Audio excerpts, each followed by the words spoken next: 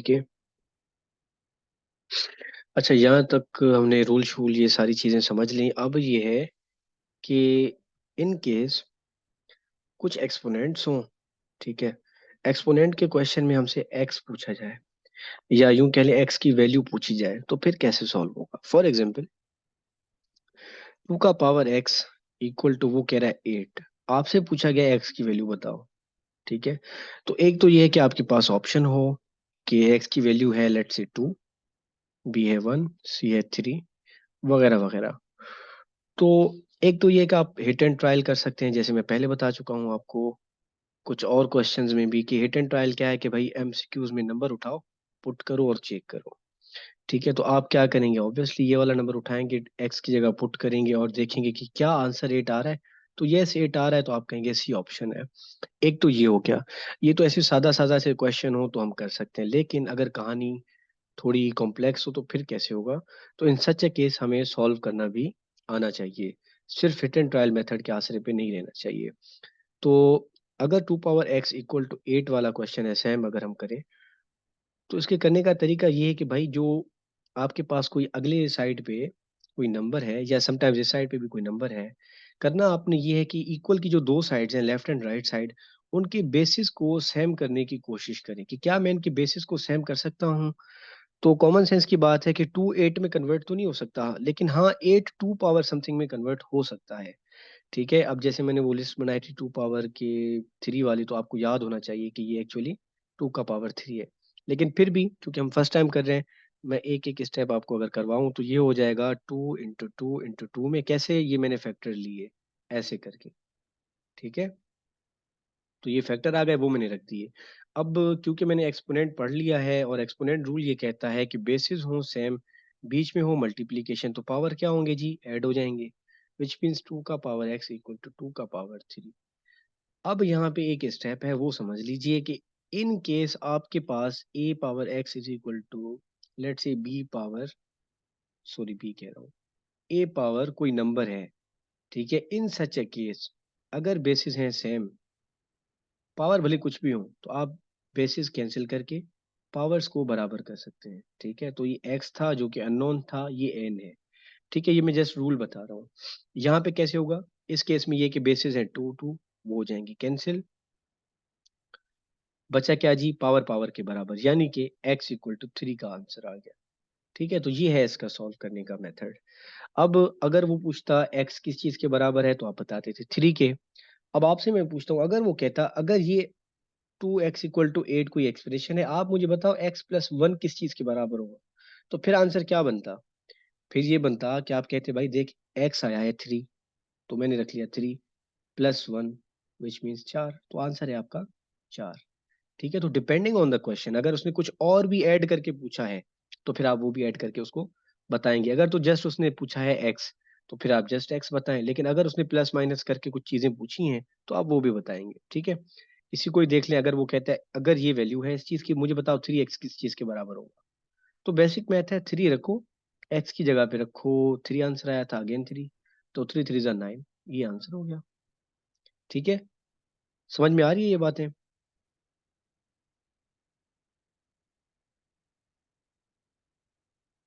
ठीक है, अच्छा ये तो सादा सादा ऐसे क्वेश्चन है ना। अब अगर हो 2 का power x plus 2 equal to 16, फिर कैसे होगा। फिर यही होगा कि पहला उसूल वही याद करें कि कोशिश करें बेसिस सेम हो। अब बेसिस सेम अगेन 2 तो कन्वर्ट नहीं हो सकता 16 में, लेकिन हाँ 16 2 में कन्वर्ट हो सकता है, तो कर दें भाई। अब मैं थोड़ा एक स्टेप खा रहा हूँ, मुझे पता है 2 का पावर 4 16 के बराबर होता है। अब यहाँ पे एक और चीज का ख्याल रखना है कि भाई ये टू टू तो उड़ गए, लेकिन ये एक एक्सप्रेशन, एक इक्वेशन सॉरी बन के निकल आया। कैसे, एक्स प्लस 2 इधर, 4 इधर। अब इसको मैं ऐसे ही सॉल्व करूंगा जैसे किसी एक इक्वेशन को किया जाता है जिसमें एक्स फाइंड करनी हो। कैसे जी, अगर कोई नंबर है और इक्वल की किसी एक साइड पे है, और उसके साथ जो साइन अटैच है वो प्लस है, तो वो अगर अपनी साइड चेंज करेगा, या यूं कह लें इक्वल की इस साइड जब आएगा, तो वो नेगेटिव हो जाएगा। ठीक है, या यूं कह लें साइन चेंज करेगा, प्लस 2 था तो इक्वल की इस साइड आया, तो ये एक्स इक्वल टू 4 माइनस 2, तो ये एक्स का आंसर आ गया 2। ठीक है, अच्छा यहाँ पे भी अगर मैं आपको बता दूं, क्वेश्चन में उसने एक्स पूछा है तो आप बताएंगे 2, अगर क्वेश्चन में उसने ओवरऑल x+2 का आंसर पूछा है तो यहाँ पे आप आके ब्रेक लगा के 4 आंसर बताएंगे, ठीक है, डिपेंडिंग ऑन द क्वेश्चन कि वो पूछ क्या रहा है, इसका ख्याल कीजिएगा। ऐसा ना हो हर दफा आप जस्ट एक्स निकाले वो आंसर बताएं, और एग्जामिनर वो एमसीक्यूज में ऑप्शन में रखेगा भी जरूर, ठीक है, क्योंकि उसे पता है जो जल्दी करेगा वो गलती कर लेगा। अच्छा, अब लेट्स से एक और एग्जांपल देख लेते हैं कि 3 का पावर एक्स, एक्स की जगह चलें कोई और वेरिएबल यूज कर लेते हैं, 3 का पावर वाई इक्वल टू 81। आपसे पूछा है वाई की वैल्यू क्या होगी, ठीक है। तो ये हर्षा मैं आपके लिए रिपीट कर रहा हूँ, तो इन सच ए केस पहला उसूल ये है कि बेसिस सेम हो। बेसिस सेम 81 का 3 में कन्वर्ट कर सकते हैं, 3 को 81 में कन्वर्ट नहीं कर सकते, तो 3 का पावर वाई इक्वल टू 3 का पावर 4, ठीक है। अगेन जब आपकी प्रैक्टिस अच्छी हो जाएगी तो आपको देखते ही नंबर पावर याद आ जाएगा कि ये किस नंबर का पावर है। दूसरा ये है हमारे पास तरीका कि भाई फैक्टर ले लो, ठीक है। तो ये ऐसे फैक्टर्स आ जाएंगे कुल मिला के, और फिर इनका मसला हल ये होगा कि 3 इंटू 3 इंटू 3 इंटू 3, और एक्सपोनेंट रूल हम अब पढ़ चुके हैं। वो ये कहता है कि बेसिस सेम हो, बीच में मल्टीप्लिकेशन हो, तो इनके पावर जो है वो ऐड कर दे, यानी कि 3 का पावर 4, जो कि मैं ऑलरेडी रख चुका हूँ। अच्छा, 3 का पावर 4 यहाँ तक तो हम आ गए। वाई की वैल्यू पूछी थी। इन सच ए केस जब हमारे पास कुछ ऐसा आ जाए, हर्षा मैं आपके लिए अगेन वही रिपीट कर रहा हूँ, इन सच ए केस जब बेसिस सेम है तो काट दो, पावर्स को बराबर रख दो, तो y इक्वल टू एन, तो y की वैल्यू n के बराबर है। तो इस केस में क्या होगा भाई, 3 3 के साथ उड़ जाएगा, कट जाएगा, तबाह हो जाएगा, बचा y इक्वल टू 4, ये आंसर हो जाएगा हमारा, ठीक है। अच्छा, अगर y पूछा है तो आप बताएंगे y इक्वल टू 4, y+1 पूछा है तो बताएंगे उस हिसाब से, 2y पूछा है तो उस हिसाब से बताएंगे। अच्छा, इसको थोड़ा और इंटरेस्टिंग करते हैं, अगर पूछता वाई स्क्वेयर, फिर क्या कहते हैं आप लोग, इसका बताएं।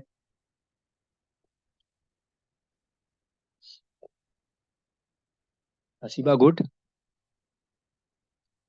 प्रांचल गुड।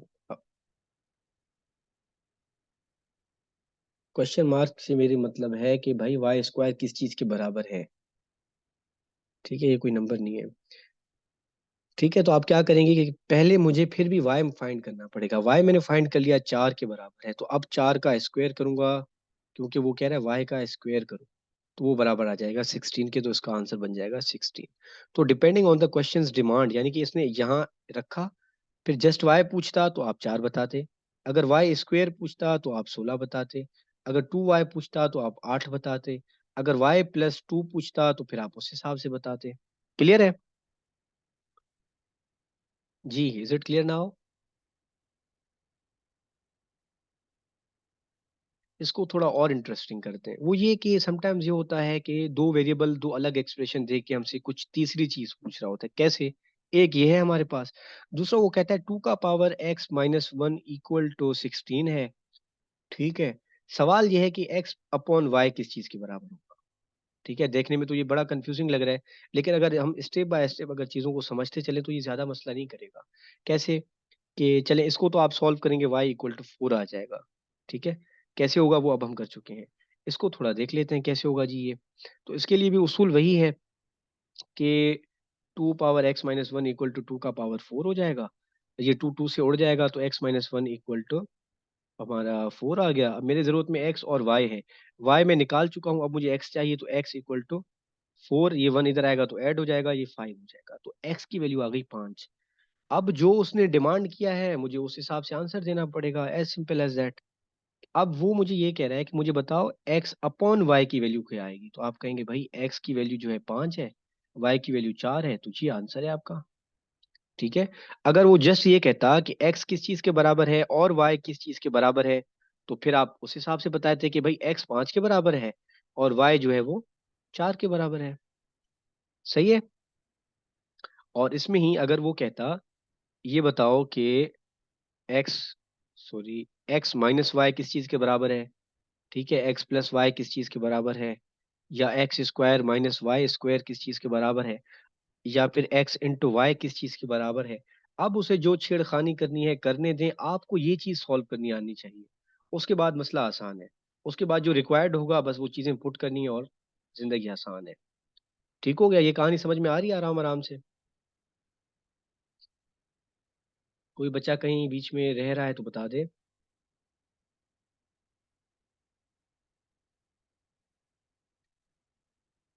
All set. यो काफी ना है अजलय। आई गेस थोड़ा और देख लेते हैं इसको मेरे ख्याल से। एक काम करते हैं, अब जितना मैंने समझाया ना उस पे मैं आपको एक क्वेश्चन देता हूँ प्रैक्टिस के लिए, आप वो करें, ठीक है। लेट्स अज्यूम तो पावर चेंज कर ले ना, क्योंकि टीचर तो भाई आसान सवाल करता है, स्टूडेंट को मुश्किल देता है। तो 5 पावर x = 1 to 5, ठीक है। इक्वल की उस साइड रखते हैं 3 का पावर 5x = 81। आप मुझे बताओ, अच्छा यहाँ पे ना मैं वेरिएबल चेंज कर लेता हूँ, सॉरी। ये 5x की जगह रख लें 5y, ठीक है। आपसे सवाल ये है y(x)(y) की वैल्यू क्या होगी, ठीक है। ये करें जल्दी से। जी, एक और डायमेंशन ये है कि 2 मिनट के लिए मैं ये x मिटा देता हूँ, यहाँ पे x दे देता हूँ।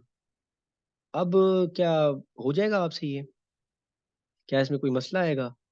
तो नहीं भाई, मसला कोई नहीं आएगा। उसूल वही रहेगा कि पहला स्टेप ये है कि बेस करो सेम, इसको 2 मिनट के लिए भूल जाओ। इसको अगर मैं कन्वर्ट करूं बेस और पावर के सिस्टम में, तो क्या ये 5 पावर 3 नहीं बन सकता? जी, यस और नो? बन सकता है ना। तो ये हो जाएगा 5 का पावर 3। ख्याल ये करना है ब्रैकेट इधर यूज करें ताकि गलती ना हो, एक्स बाहर ही रखें, ठीक है। अब आप क्या करें, 5 = 5 का पावर 3x। अब बेसिस सेम हो गए कि नहीं हुए अभी तक?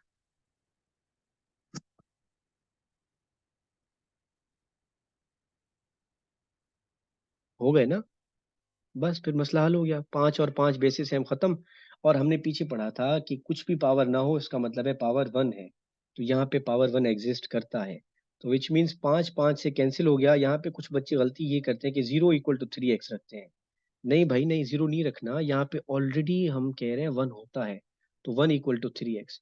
अब depending on the question again, just x की वैल्यू पूछी जाती तो आप क्या करते इसको, 1 = 3x है, मुझे चाहिए x की वैल्यू, ये 3 मल्टीप्लाई में एक्स्ट्रा है, इसको इधर ले आओ डिवाइड में, तो ये बन जाता 1/3 = x, या x की वैल्यू 1/3 है। अब भले आप इसमें पुट करके चेक करें तो फिर भी आपका आंसर ठीक आएगा। ठीक हो गया। हिट एंड ट्रायल का मेथड ना स्पेशली इस जगह पे फेल हो जाता है जब वो दो इक्वेशन देता है। जैसे अब हमने किया था ना, 5x = 1 to 5, और कुछ और एक्सप्रेशन था। लेट से यहाँ पे होता 2 का पावर x + 2 = लेट से 64। अब ऐसे जो है ना मामले में ना, अच्छा इसका वेरिएबल चेंज कर लेते हैं, y कर लेते हैं, ठीक है। ऐसे सिचुएशन में हमारा हिट एंड ट्रायल ज्यादा काम नहीं करता। अगर उसने चीज ही कोई तीसरी पूछी हो, कैसे x × y, ठीक है, अब हिट एंड ट्रायल मेथड काम नहीं करेगा। अब आपको ये चीज आती है तो आप कर लेंगे, अगर नहीं आती तो फिर एग्जामिनर जो बूढ़ सो बेवकूफ सुनाए, ठीक है। अच्छा, अब ये क्वेश्चन आ गया है तो इसको आप खुद जाके सॉल्व कीजिएगा। इसके मुझे आप ये चीजें निकाल के दें, एक्स और वाई की वैल्यू क्या बनेगी, और x+y क्या बनेगा, x−y क्या बनेगा, y² क्या बनेगा, x² क्या बनेगा, x × y क्या बनेगा, y/x क्या बनेगा, ठीक है। ये सारे इसके फाइंड करके आइएगा आप खुद। कहीं कोई मसला है तो ग्रुप है वहाँ पूछ लीजिएगा।